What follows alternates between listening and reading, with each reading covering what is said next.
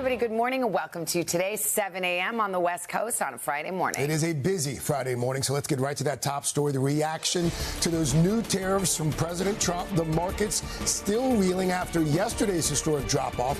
And here's a look at where the Dow stands to start the trading day. And, of course, Wall Street, just one indicator of the economy. We are already seeing other impacts from the tariffs. In the auto industry, Volkswagen announcing a new import fee on its vehicles. Stellantis temporarily laying off 900 workers here in the U.S. There are also concerns this morning about rising prices across nearly every industry.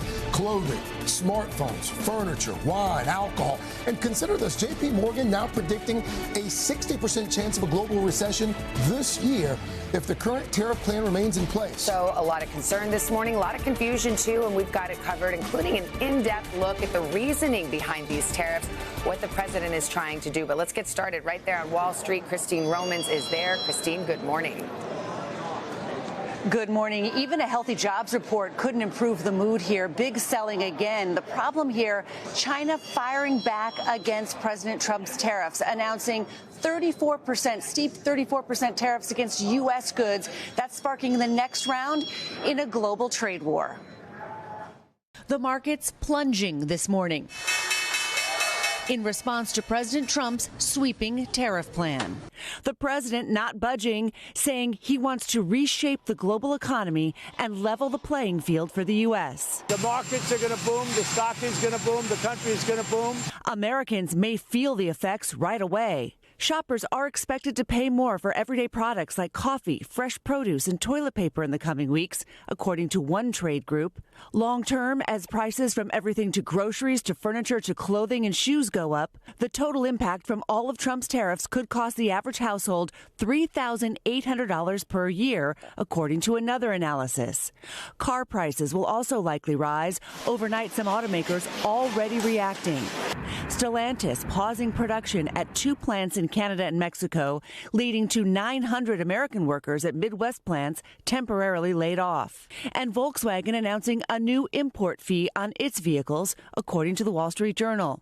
President Trump telling Americans the economy needs this. It was a sick patient that went through an operation on Liberation Day. Yesterday, administration officials originally saying that the tariff rates are here to stay. Let me make this very clear. This is not a negotiation. But the president 1 hour later saying he's willing to make deals. The tariffs give us great power to negotiate. While the president downplayed the stock market slide, financial experts aren't so sure. I'd say buckle up until the president finds a way to take some of these tariffs back. I think we're going to have a bunch of really bad days in the stock market and even worse days in the economy. J.P. Morgan predicting a 60% chance of a global recession this year if Trump's tariff plan continues. This is having the rug pulled out from under your business. Absolutely. Businesses like Mulcherie Bridals, which imports gowns from Asia, are reeling. The Chinese are not paying these fees. We are. It's a tax on America. The president, of course, says, make it in America, you don't pay a tariff. That business owner says that industry doesn't exist anymore in the United States. It would be just too expensive to do it here. So it will be big prices, big costs for his customers. At the same time, the president is promising more, teasing there will be new sector tariffs against pharmaceuticals and semiconductors soon. Savannah? All right, Christine, thank you very much. Let's bring in NBC's chief White House correspondent now, Peter Alexander. And Peter, good morning to you. Christine there just laid out how the market has responded, how it appears to be getting ready to respond today. But walk us through the political fallout there in Washington.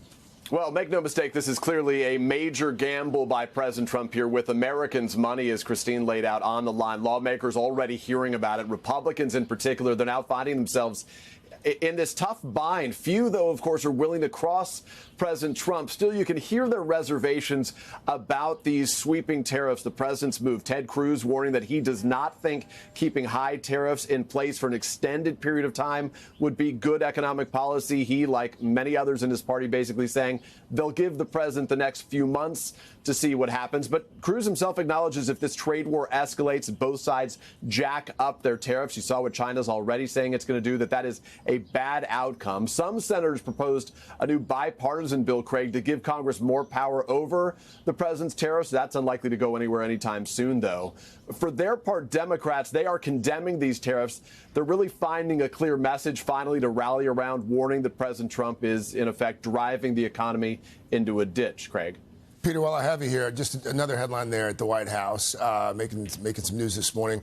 High-profile firings in national security. What more can you tell us about those? Yes, so the top two officials, including the director at the National Security Agency, were abruptly fired yesterday. The NSA oversees surveillance and intelligence operations within the Defense Department. It's not clear why both career officials were forced out. The top Democrat on the House Intelligence Committee, though, calls it disturbing. And then within the last 24 hours, the White House fired at least 3 National Security Council officials. The president confirmed some of those firings. He argued that they were justified.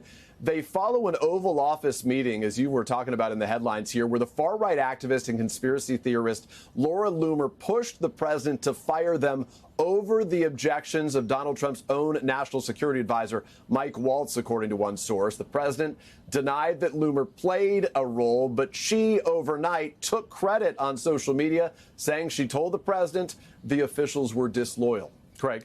Peter Alexander for us there at the White House. Peter, thank you.